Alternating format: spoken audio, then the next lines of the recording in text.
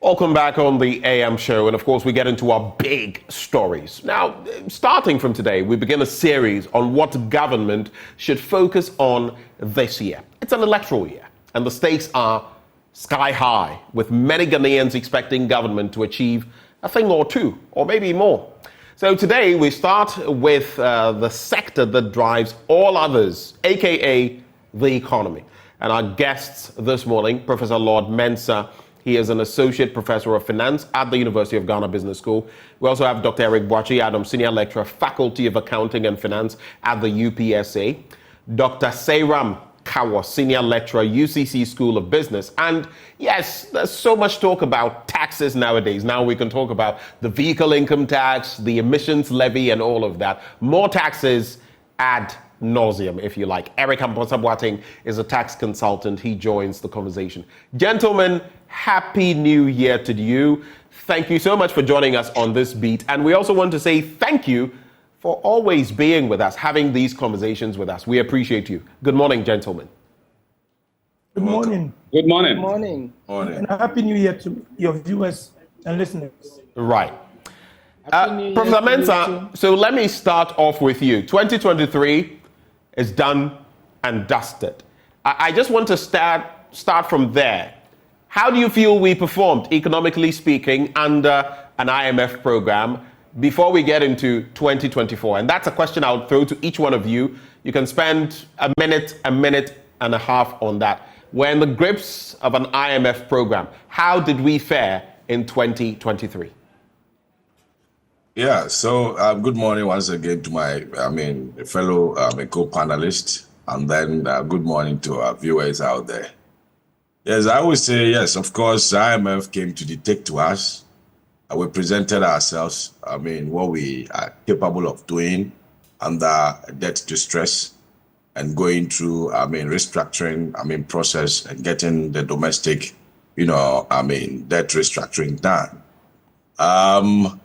I'm looking at 2024 as a year that, yes, of course, the economy wasn't operating at full capacity because we're not servicing our, external debt. And as a result of that, we enjoy some, kind of pseudo, pardon me for my voice, I have cold and I'm coughing as well. This is not my usual voice. That's we fine. have pseudo stability in the, exchange rate, which, which has fed into, inflation trending downwards.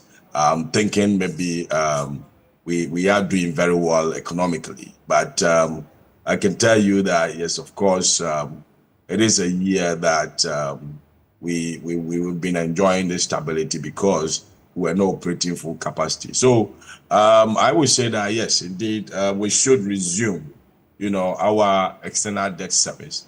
That is when we'll get a full scale of the economic performance. Looking at some of these, indicators. But then that is at the macro level. Let's look at how it trickles down to, individual, doorsteps. Inflation has been trending down. We see from 54, percent all the way down to 26 point something percent, which for me, I'm a bit skeptical about it because the drop is so sudden. And if you look at the reflections of that, in our homes, we don't really get it. Even though price rise has slowed down, due to the kind of stability we are enjoying from the exchange rate, but we still buy things at high price. Let me look at the sticky nature of our prices when they rise. In Ghana, I always say that price has a tendency of rising, and once it rises to a point, it's difficult to come down. And so the economy picks up its shape by pushing the prices up to a certain level, which, it's not coming down. Wages has not increased that much. And so, typical Ghanaian home is battling. Spending more than, 70% of his, salary on food alone. And so I would say that, yes, indeed, 2023, we enjoyed some pseudo stability as a result of, not servicing our external public debt, and then also being able to reduce, debt service to a certain margin as a result of the, domestic debt, restructuring. Okay.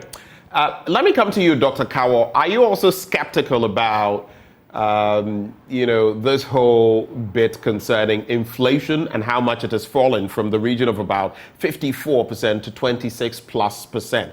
Of course, there is the tale of year-on-year inflation versus month-on-month inflation.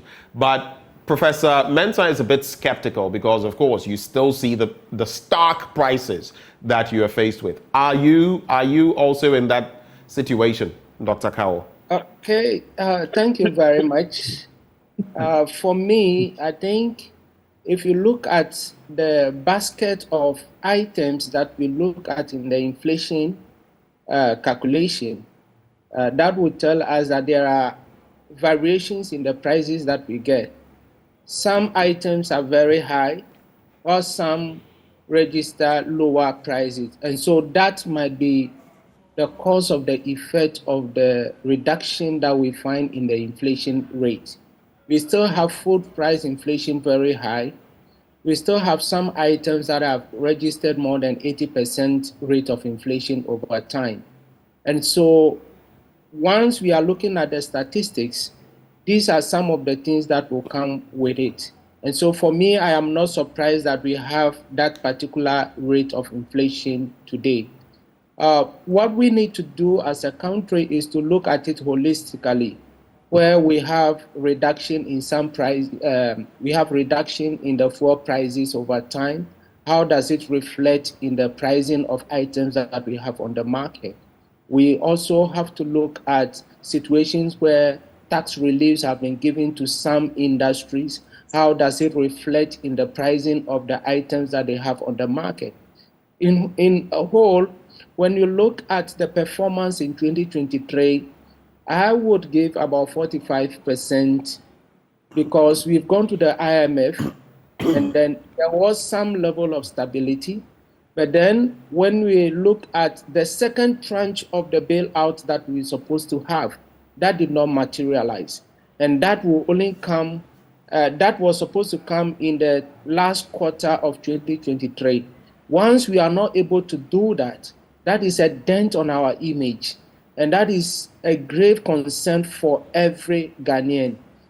We hope that in the first quarter of this particular year, we will get that bailout so that the program of government will kick running.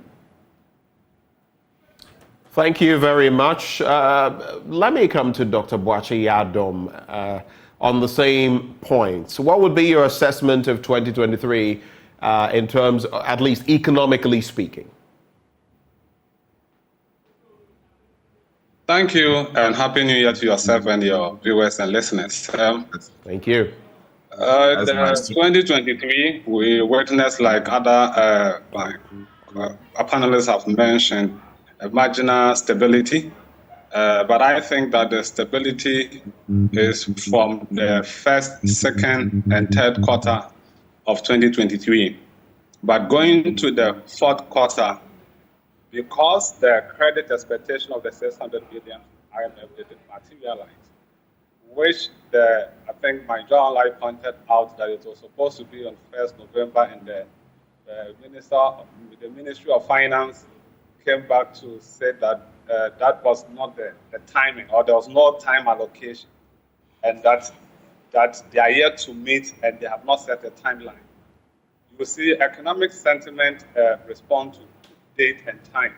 So if you don't give us a certain expectation of when the money is supposed to come in, it will influence, especially, let's say, the forex. So if you look at the fourth quarter, the CD from the BOJ website, the CD depreciated close to about 6%. We started the fourth quarter in October with an exchange rate around 11.15 and ended December around 11.88. And this tells us that the demand for the forex and the fact that the expectations of the 600 million from IMF didn't materialize, it's in a way have effect on the exchange rate volatility. And going into this, we are expecting it to come in February. Economic economic decisions are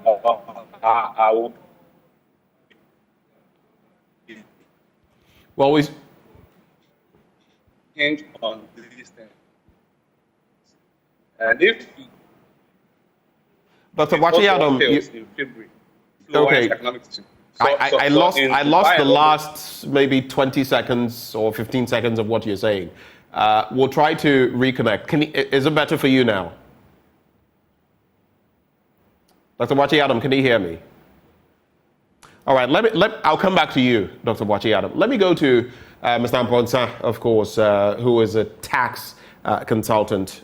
For you, from the economic standpoint, and yes, you can rope in taxes. How do you feel we performed as a country in 2023? Good morning once again to your viewers and listeners, and a happy new year to all of us. I think that if you want to assess how we performed in 2023, we have to look at the economic indicators. You realize that the overall cash deficit was 10.3 billion, which is 1.3% of GDP. We are also looking at inflation, which towards the end of the year dropped. And I think that it dropped because of the IMF, what we were expected to do, cutting down on expenditure.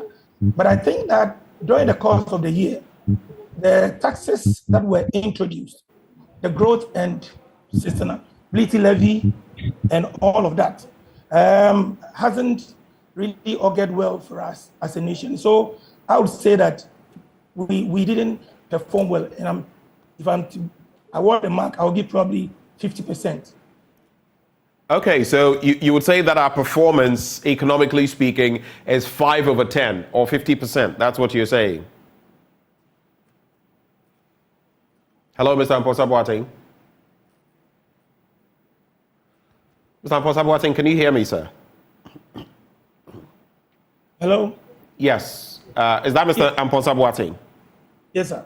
Okay, so I was asking, are you saying that economically we performed, per your expectations, 5 over 10 or 50%? Yes, 5 over 10. You see, if you want to find out how well your economy is doing, we have certain economic indicators. For example, we want to look at the interest rate. We want to look at the cost of doing business. We want to look at even access to health, education, and all of that. So if I look at 2023, I think that we could have done much better, and we failed to. Okay. I guess the connections are not exactly very stable this morning. We'll try to see how we can manage that to still deliver to you that conversation. One, government wasn't proactive in its expenditure. Yes, we always say that we must do if the revenue comes in.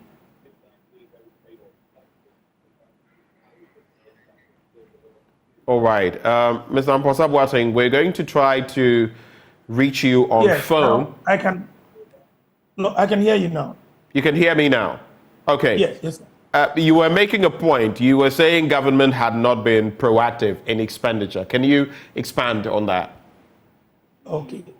What I'm saying is that, you see, if even yourself as an individual, if you earn a certain income, okay, and you were able to do certain things and your income drops, I don't think that you should still be doing those things. What I'm trying to say is that if you are in crisis, you don't behave as if everything is fine. Right. And that is exactly what I'm talking about. Because you realize that, for example, some of the state-owned enterprises, they posted huge losses. And you look at the pay structure of those persons, very, very, very high. Yet productivity is zero. And that is why inflation is on the rise, because if productivity is very low or your output is very low, it is going to have an effect on your GDP. It's so basic. And from the beginning of the year, that was 2013, we kept telling government that let's look at expenditure. let's prioritize it. Let's look at areas where we really need to spend the money. But we all know what is happening. You give them the advice, and at the end of the day, they do not take the advice. Instead, they've introduced new taxes, and you realize that those new taxes that were introduced in 2023, they're going to have a huge impact on businesses in the country. You look at the VAT, it is not standardized. And so you realize that people's businesses are collapsing. Those businesses that are not even registered at all, they are the ones making the money. And if you do not do what is expected of you, what happens is that people are going to be non-tax compliant, and that will even affect the revenue that we expect. Another area that I'll probably mention is the fact that we have not been proactive in our revenue mobilization drive. Just 2 days ago, okay, we've learned of a situation where an accountant was able to forge the receipts of the GRA. And right. The amount is about 2.4 million. 2 point something million. Right. I recall. Yeah. So you see, these are the issues that. So I would still stick to the fact that maybe I will give them half mark, like which is 50 over 100. Okay. Since Mr. Amponsa Boateng has given his verdict on that, gentlemen, I just want to run it by you very quickly. Professor Mensah, what would be your assessment then if you were to score like Mr. Amponsa Boateng did? What score would you give government on its economic performance, including taxation and everything, for 2023? Right after that, when each of you, apart from Mr. Amponsa Boateng, answer, then we'll get into what we can look forward to seeing from government in terms of the economy this year. But Prof, on that point, what score would you give government then for 2023? So you want a straight response, or you want me to give a number? Straight response, but you can also just briefly why I'm giving out that number. You can briefly justify, briefly. Right. So I'm looking at 4 out of 10. 4 over 10. Okay. Yes. I mean, for which I would say a country that is able to improve on its revenue generation, right, through introduction of taxes and other levies as reflected in the media budget review, but then improving on your revenue generation, and then you're not able to, stay disciplined as far as your expenditure is concerned, then it becomes a problem, because we must appreciate that, it's not about, the sourcing or the raising of the funds that is important, but then we need to look at the usage of the funds, the state resources. Very, very important, because if you look at our economic dynamics, that is what has brought us this far. We seem to be silent on the usage of, the funds that we raise, through revenue, taxes and other things. But I can say that, yes, indeed, we did very well in our revenue generation, but then expenditure prioritization and usage, to optimize, the economic situation we find ourselves in is the problem. So I would say, yes, 4 out of 10 is okay. All right. Yes. Thank you so much for that straightforward response. Dr. Boachi Adam, what will be your assessment? Yeah, sorry, I think I went off in making my submission, but generally, I would say that the stability we have is external induced. It is not what the government would naturally do because of the IMF bailout funding they need. So we have relative. Doc, your connection is not very good again. So I would like you to go straight to the point the next time. Doc, are you still with me? Dr. Yes, Boachi, I am. So 38%. If you can hear me. I can hear you now. What percent? 38, because the stability we're enjoying is externally induced. It's not what government will naturally do. So I will give the government 38. 38%. 3.8 out of 10. 38%. Yeah. Yes. Okay, so that is 3.8 over 10, or 38%. But I don't know whether you got my reasoning. My justification is that stability enjoying. Okay, so Dr. Wahiado, induced by.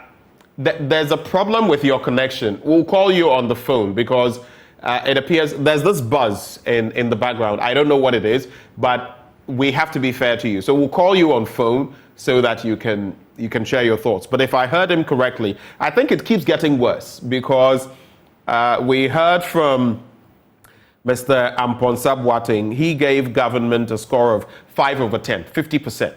Then I spoke to Prof. He says 4 over 10, lower, 40%. Then now, Dr. Boachi Adam also says 3.8 out of 10, or 38%. All right. Let me now hear from Dr. Sairam Kawa. What would be your score and why? Very briefly.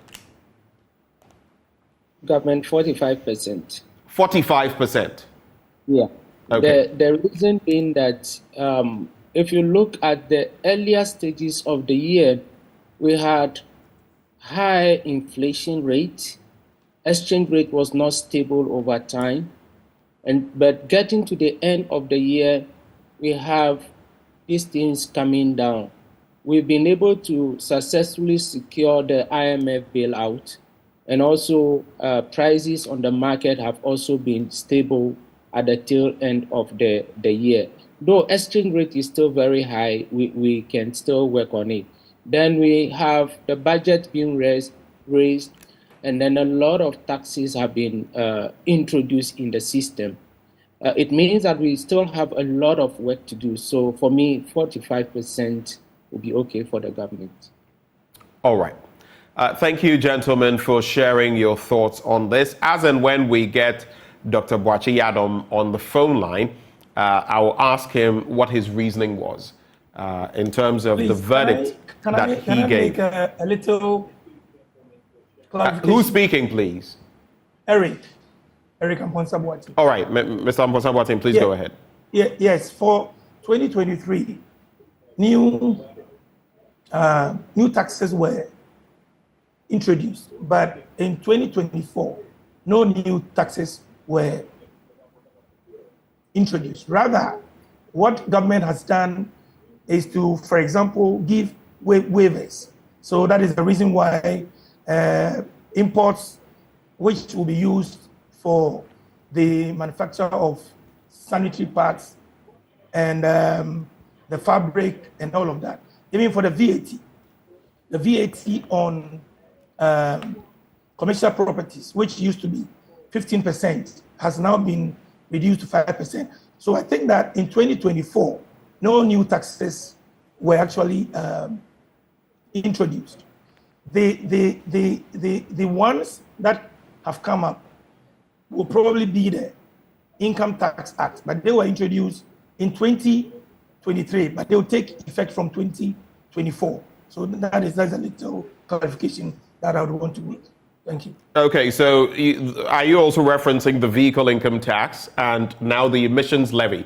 You know, there's this levy where on the back of COP28, if you use a vehicle that uses diesel or petrol, you pay 100 cedis a year, multiply that by even 5 million cars. It's more than that. I mean, how many do we even have in the Greater Accra region? That gives you a fair idea. You're looking at 500 million Ghana cedis, and there are questions about how this money will be expended. 500 million cedis is about 48, 49 or 45 million dollars. The question is, how will this even be employed in dealing with our crisis? So that is the situation. But I'll come to you specifically on those. Just hold your horses. Dr. Boachi Adam, are you with me now on phone? All right. It doesn't appear we have him. We'll try to get him. So let me start with you, Professor Mensah. In terms of this being an electoral year, we have an albatross around our neck. Literally, the axe is hanging over our heads. But then again, it's an electoral year. We've been known to spend.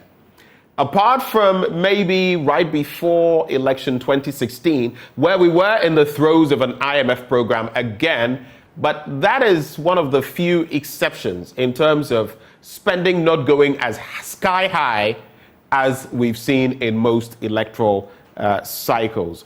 Do you feel we have the capacity in this year to rein in spending so that we don't overshoot it and cripple our economy further? What's your take, Prof? Right. You see, if you go back in the years, then you relate, our, previous visit to IMF, which has made, some political parties lost election. This is a completely different situation. What we find ourselves in this year is different. You see, in 2016, we were with the IMF, but we had international credibility. At that point, we had access to the Eurobond market. At that point, we had monies coming from the World Bank, which were not tied to, unlocking IMF 600 million like we have this time. So there are two completely scenarios that we can talk about. But let's look at, what is likely to happen going forward. You see, the 600 million that we are looking at out from the IMF as a result of, today is Monday, the OCC is going to meet, the External Creditor Committee, they're going to meet on our debt. And I can tell you that the outcome will determine whether we're going to get the release from the IMF or not. And that release is supposed to unlock all the ancillary, financing from the World Bank, from the UN, from African Development Bank, and all those bilateral, support that we've been getting from these agencies. So this is a completely different situation. We don't have enough room to say we're going to spend. And that is why, when I was called yesterday to have a discussion on this topic, I was happy. Because access to international market is not there. So when it comes to, reining in, expenditure like it used to be, we're going to derail this economy completely for the next 22 years. Because government options for financing is only on the local market. If you look at the structures of even the local market, the financing has been, resorted to short term. Government can only borrow up to a maximum of 1 year.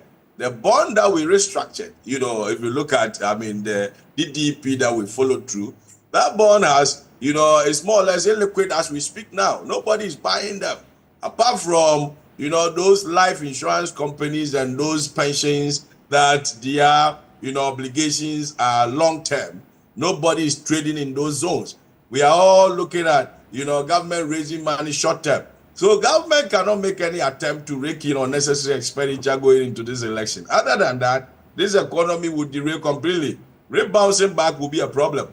So that is my piece of advice. If government has something to do, they may have to really prioritize. And I know most of the time what they do is that they hide behind the social, support or the social spending, like free SHS, like other social spending that they want to do to blow up the expenditure line, thinking, okay, they are helping the poor. Meanwhile, they are not optimizing the targeting of, the poor. So effectively, I would say that, yes, our room in raising money that will call for the expenditure is not there. We don't have that space, to go and raise money. We are hands tied completely. The only, hope that we're going to get is our external creditors will have something concrete for us this time. And so that we can unlock the IMF money, which will give room for other ancillary expenditure. Other than that, we're going to have the same situation where the Bank of Ghana was forced to print money, to finance activities within the economy. And at the end of the day, we had a central bank coming to declare a huge debt, which is about 60 billion and over, which is way above, the monies that about 1/10 of what our economic output, stands for. That's our GDP. So, I would, I would tell the government to be circumspect and make sure that, with our differentials, as we compare ourselves, those days to, 2016 when we had international credibility. This time, we don't have it.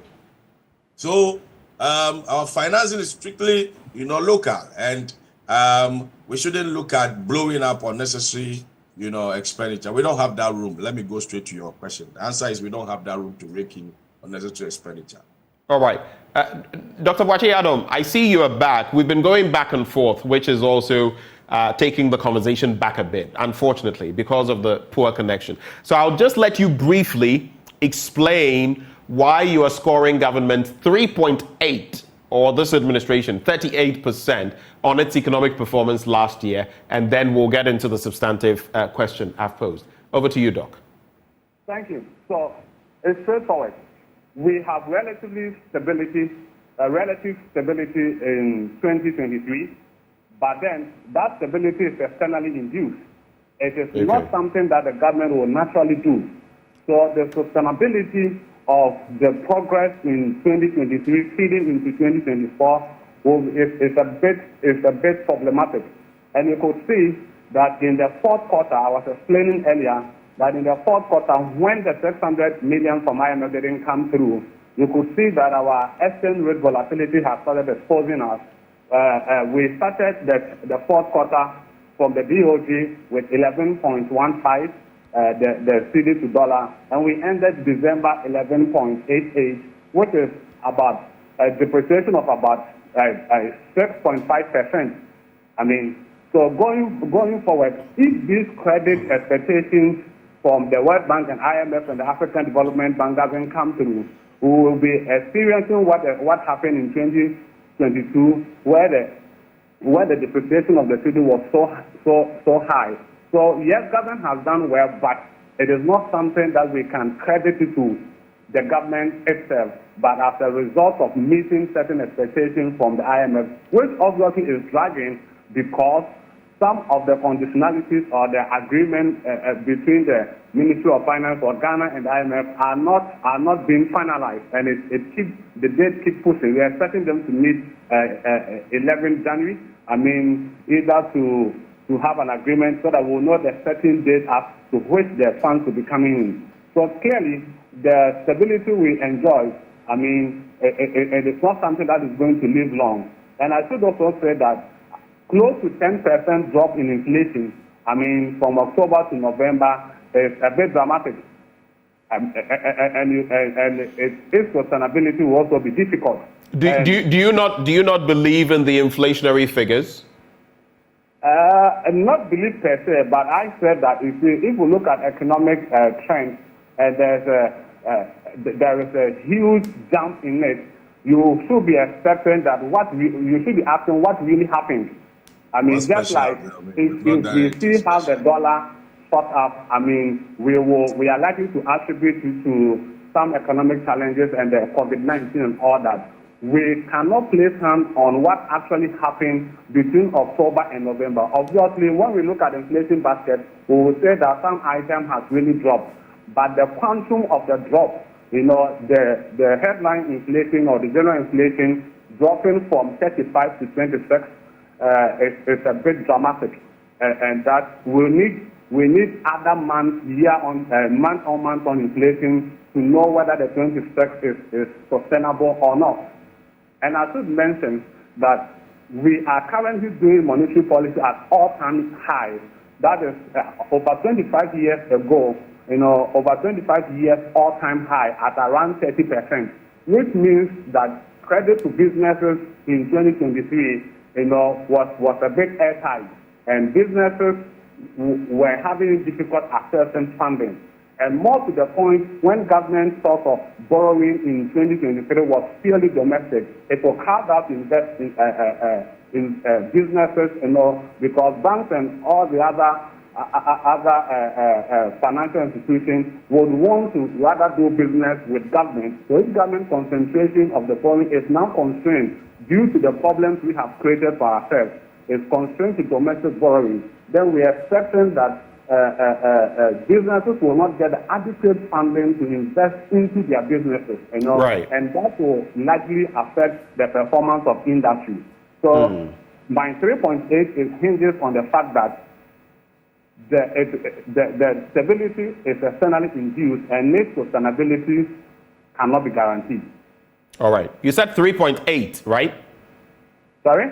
You said 3.8, right? Yes, 38, yes. 38%. Let me come to Dr. Cowell. You heard Professor Mensah say that if we don't tone down, if we don't rein in spending, it could take us as long as 22 years. I believe it's Professor Bokpin who said it could take us as long as 15 years to get anywhere close to where we were some years back. He is saying that if we overspend this year, Professor Mensah, then it could take us as many as 22 years before we could get back. But my question then is, how and where do we cut spending? Because interestingly, Dr. Cowell, especially when things are this hard, you want government to spend more. For example, more hospitals, more schools, to make some of these things more accessible, better roads. But that comes with cost. So how and where can government cut cost in an electoral year like 2024? Thank you very much. I support Prof. Lord Mensah on his assertion. It can even take us more than 22 years if we take things less seriously. Looking at the issues that you have raised in terms of hospitals, in terms of schools, and all those things that we have, we have some schools that are in a deplorable state. We have some hospitals that we cannot say we have a hospital. When you go to some hospitals, you will tell yourself you do not have a healthcare system in the country. There are hospitals that can't even give paracetamol. We did some stories on those even today. So we only want government to concentrate on the already existing facilities and improve upon them. If government is going to build new schools, build new hospitals and all those things, when the already existing ones are not in good shape, then it is a big shame to us as a country. Let us create the culture of maintenance and making sure that the already existing facilities are improved upon. If we improve upon the already existing facilities, what it means is that we would be able to cut down a lot of costs going forward. We are already borrowing from the domestic market, crowding out investment from the private sector.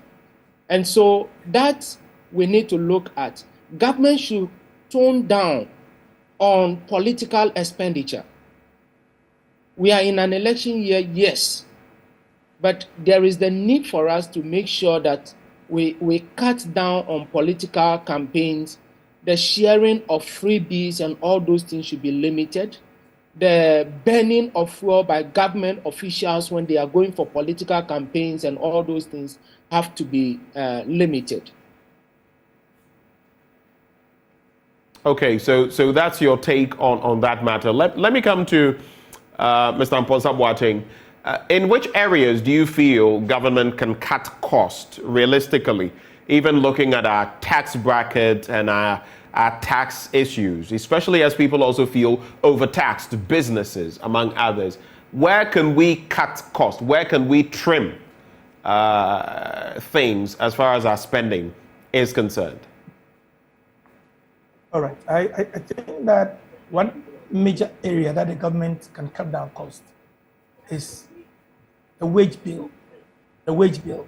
Because, like I said, if you're paying people so much and at the end of the day they are posting huge losses, then where are we going? And so that is one area.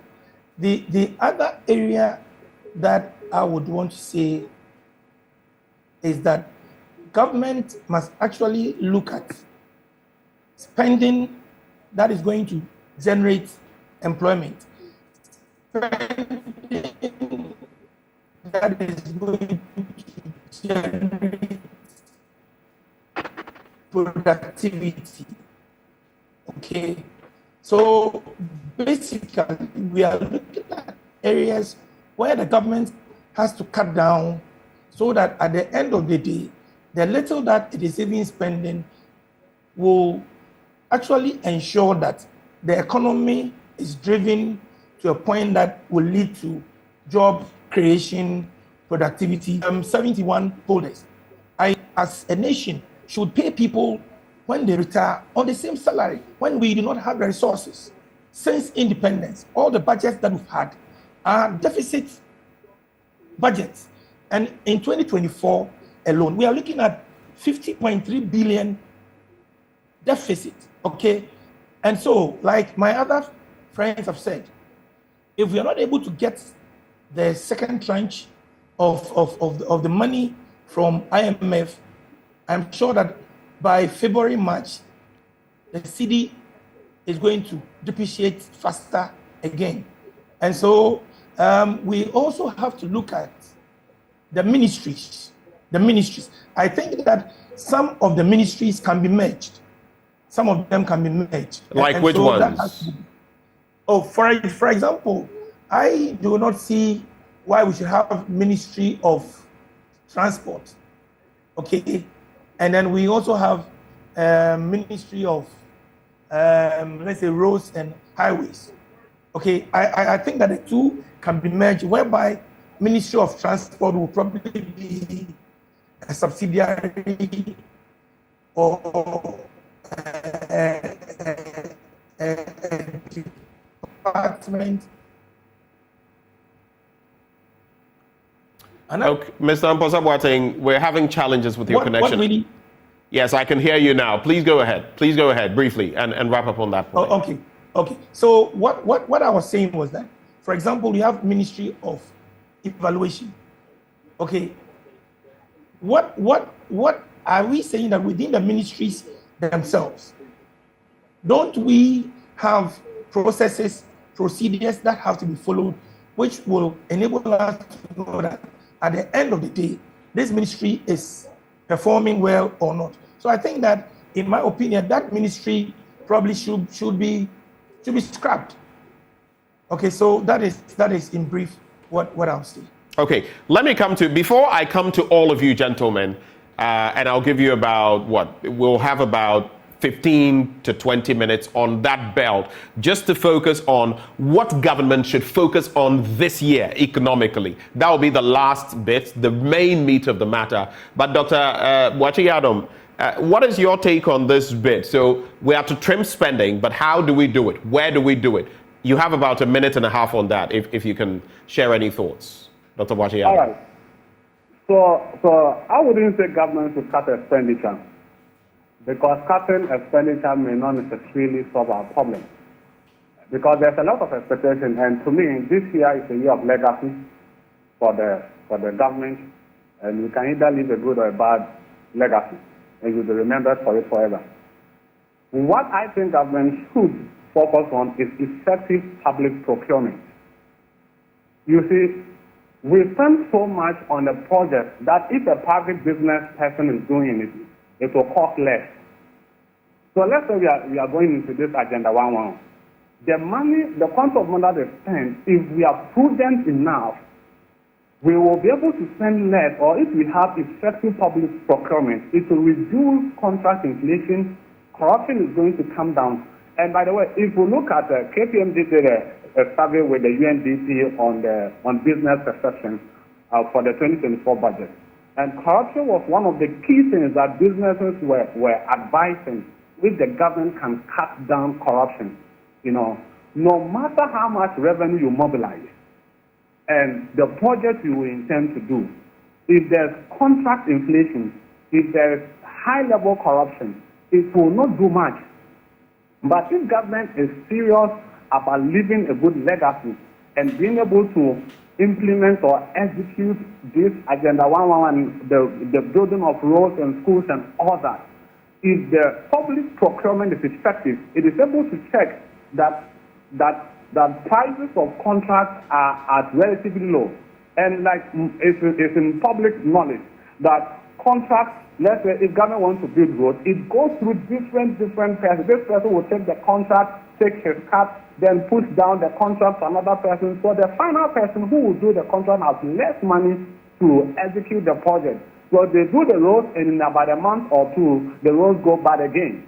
So if we can have effective public procurement to ensure that contracts are awarded to the right person the chain of awarding contracts is cut down to minimize the middlemen in the process.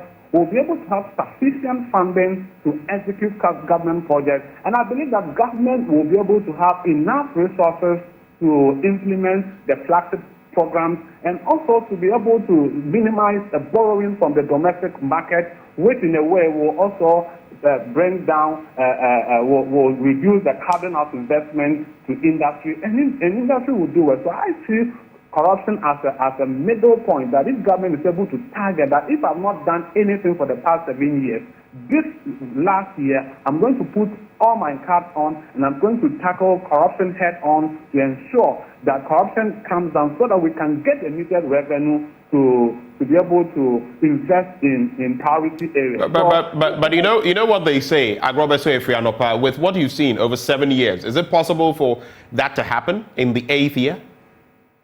Yes, the government can return, I believe. So we are expecting a complete turnaround. That's why I title as a year of legacy, and legacy can go in either direction. And it will take character, it will take commitment, and it will take what you want to be remembered for you to be able to tackle corruption and be able to get the needed funding. So if we tackle corruption, this borrowing from domestic external credit, it may not be necessary. Right. But if the bank is leaking, no matter the amount of revenue and credit to mobilize, it will so drain down.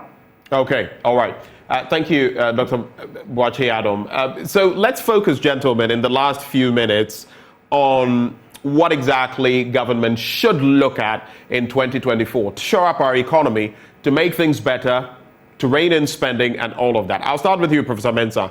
What precisely, specifically, should government do? What are your expectations? Hello, Professor Mensah.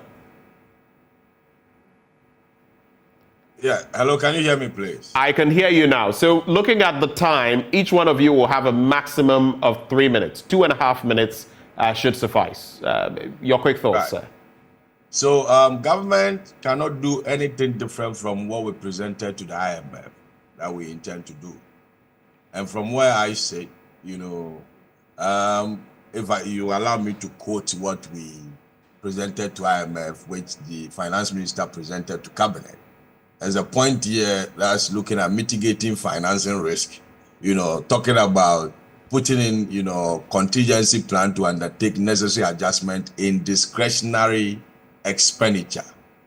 So under goods and services, and then under capex, there are some key areas that are non-essential.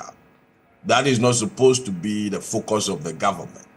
If you talk about Agenda 111, we have existing district hospitals already, which all that you need is to, make sure you provide the necessary resources for them to be active.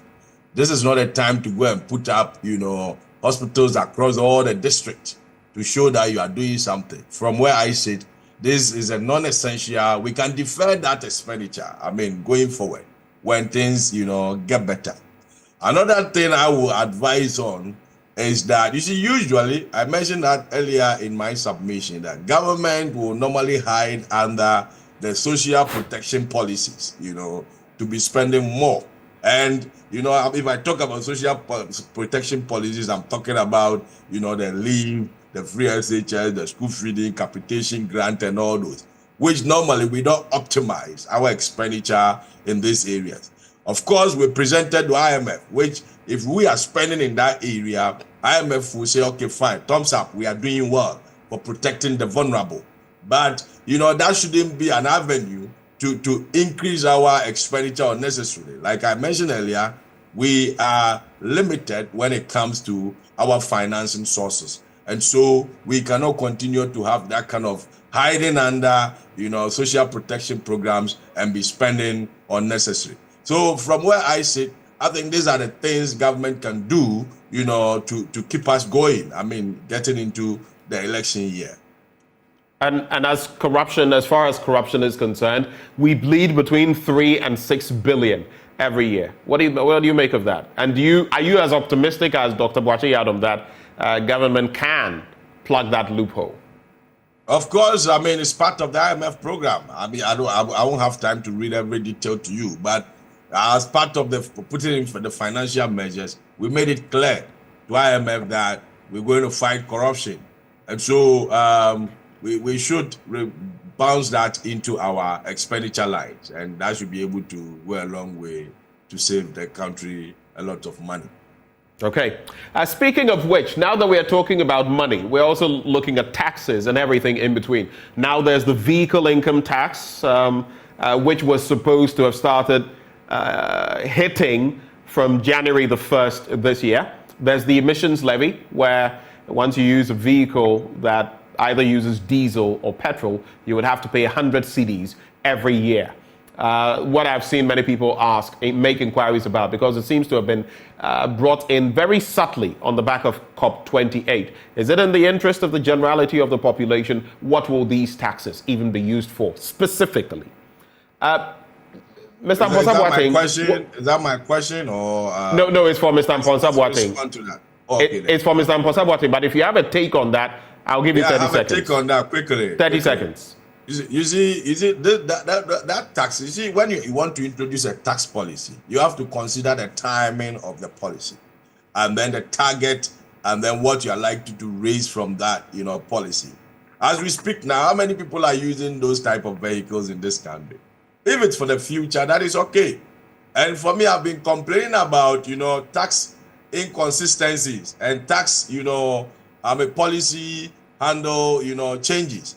That has been affecting our revenue generation. So if we are introducing that for the future, that is fine. I will pray that it will stick into the budget, for so many years, as we've been doing with, some roads that never get constructed, So I think we can do better when it comes to, this tax. The timing is wrong. Let me put it that way. We don't have, those vehicles in this country. But if it's in the future that we think, we can have, those vehicles for them to get these exemptions, that is fine. Okay. Thank you. Mr. Mponsa-Boateng, so taxation and more. It appears we're going to be seeing a lot more of those in the grips of an IMF program. What would you like to see government implement as far as our economy is concerned in 2024? Okay. What I expect government to do in 2024, just as my friend just said, you see, if you want to introduce new taxes, first of all, for you to be able to get expected revenue, it means that the taxpayers must be tax compliant. And that would depend on, one, the rate of the tax.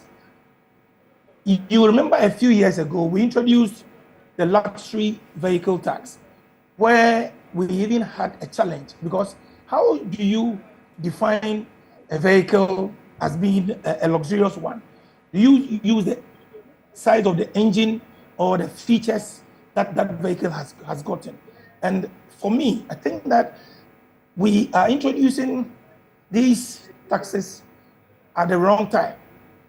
At the wrong time in the sense that, yes, how many Ghanaians even have such vehicles in the system? It is now that we are trying to get there.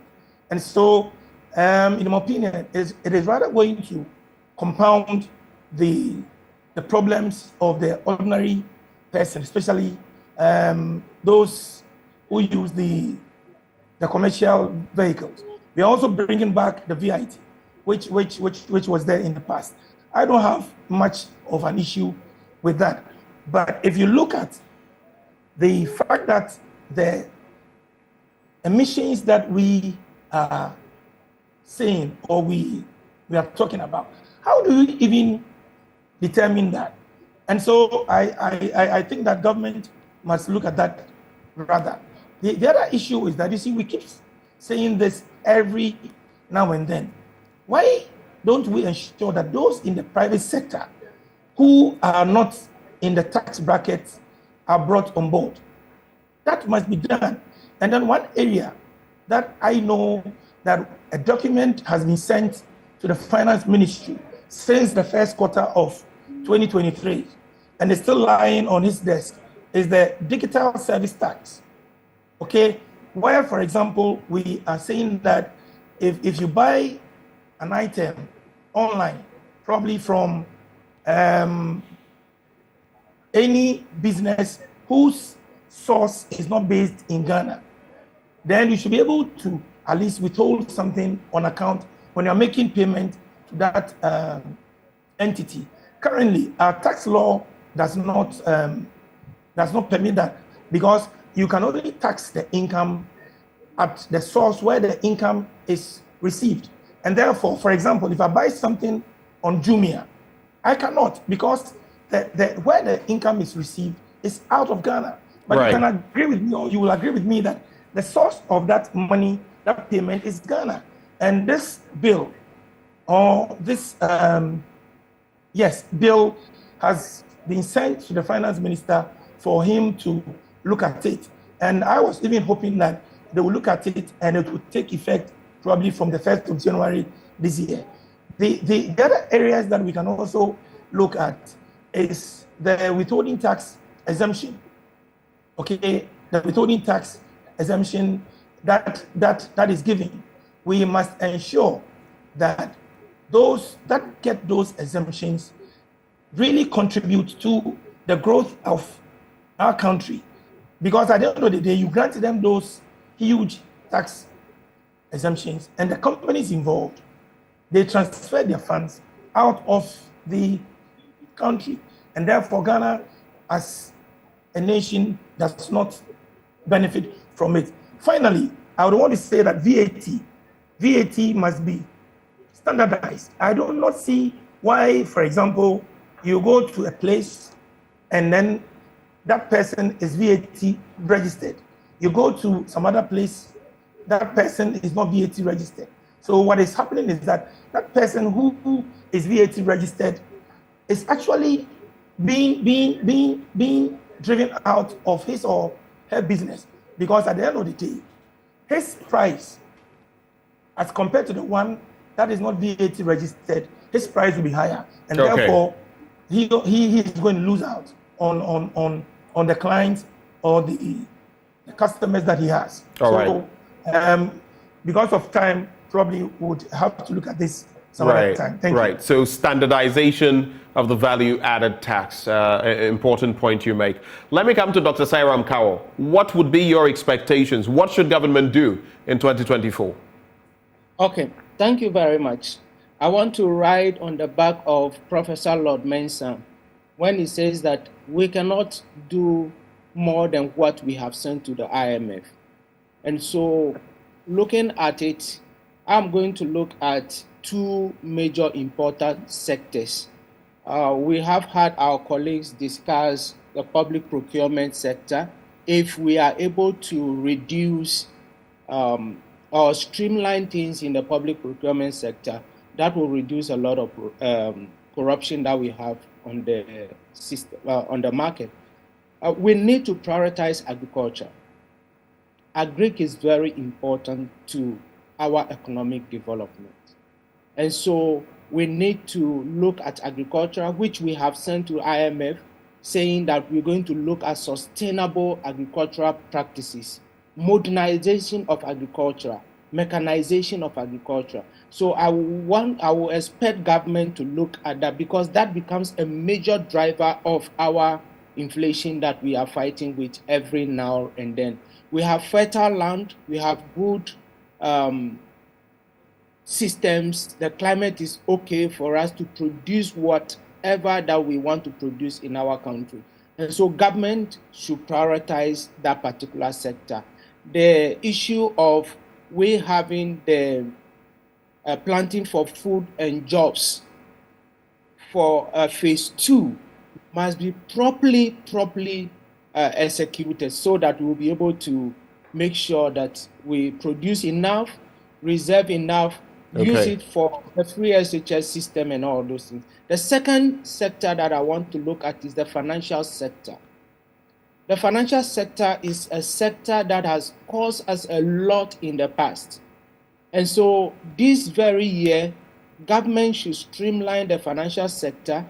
We've sent to the IMF making sure that the cocoa board is well resourced and then restructured to make sure that their borrowing facilities are also streamlined, to make sure that they do not just borrow, but they use it for the right things that they want to look at. And so let us look at the financial sector. The issue of us having financial institutions that are not properly managed, that do not have the requisite people to manage that particular sector, we need to take a second look at it. That is why I'll call on Bank of Ghana to be more strict with the supervision, the on-site supervision and off-site supervision of the banks and other financial institutions that we have. We call on the Ghana Pensions Regulatory Authority. We call on the Insurance Commission. They all have to come together. The Ghana Stock Exchange, Securities and Exchange Commission, all these institutions will have to come together to make sure that they roll out comprehensive financial education in the country. Okay. We can look at all the things that we want to talk about. If we do not have a comprehensive financial education in the country, that will go a long way to affect all the beautiful things that we talk about. All right. And if we do, it will help all of us. All right. Thank you so much. Dr. Eric Boakye-Adom, you have the final word in about 2 minutes, please. Thank you. So I would want the government to focus on touching a component of the economy that will affect the ordinary Ghanaian. Okay. And in that case, I'm talking about government creating an environment for price stability. We know that naturally in Ghana, prices don't fall. But the work the government can do is to ensure price stability. So what are you talking of? Some sort of price regulation? We're a capital, oriented market. I'm coming in. Yes, I understand. Number one, I will talk about two things. Fuel prices and food prices. I know that there is not a controlled economy. However, government can create an enabling environment to ensure that fuel price is stable by focusing on the exchange rate. Now, if the government is able to obtain those credit expectations, we'll be expecting the exchange rate to be stable. Although we cannot control what happens in the world market in terms of fuel prices. But then we know that there are three things that influence fuel prices in Ghana: the world market, exchange rate, and taxes. So in a way, if government creates an environment to ensure that we can have relatively stable CB currency, we are expecting the fuel prices to be stable for the greater part of the year. And if we get the fuel, if we get fuel price stability, we are expecting inflation to drop out, as well as to be stable, which will affect prices on the market. Then I will talk about food price stability. What every Ghanaian will do every day is to eat, at least. So if we can build an economy which is not dependent on the weather. As it stands now, last year we had relatively good weather, rainfall, so there was a lot of yield, and food prices were relatively okay, and that is what helped in bringing down inflation one way or the other. So if government can create an environment, like my other colleague mentioned, sustainable agriculture, that will ensure that irrigation in the northern part and other food baskets in the country is effective. Then we can be sure that we can have a consistent food production. Then the other one is the road connection.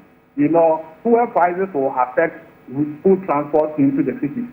So when we get the fuel price stability, not government directly subsidizing, which is out of the discussion, but in the area of exchange rate, if we're able to get the fuel price right, it will affect food prices, especially in transporting the cities, because often it is produced in abundance in the food basket areas, but the transportation makes the prices to go up. So what is government doing, in terms of ensuring that food produced in the rural communities are transported into the city at a relatively stable or lower prices, right, for us to be able to enjoy the reduction in inflation. So okay, to focus on these areas so that the average Ghanaian will be able to benefit. from relatively stable prices. Right. Okay. Thank you.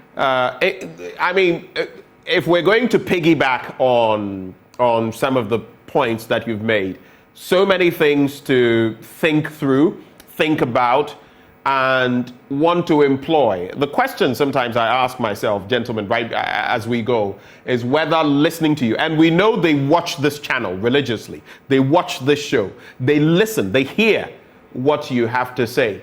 But why sometimes we don't see the results, only God knows. But I'm grateful to all of you for having joined the conversation as we kickstart this series. Today we focused on the economy. Those who joined us, Professor Lord Mensah, Associate Professor of Finance at the University of Ghana Business School, Dr. Eric Boakye-Adom, Senior Lecturer, Faculty of Accounting and Finance at the University for Professional Studies, Accra, Dr. Sairam Kawo, Senior Lecturer, University of Cape Coast School of Business, and Eric Amponsah-Boateng, a tax consultant. I just want to sneak in this bit before we go. Some of your messages. I don't like it when you send in messages and we don't get the time to read them. Of course, those that have been seasoned.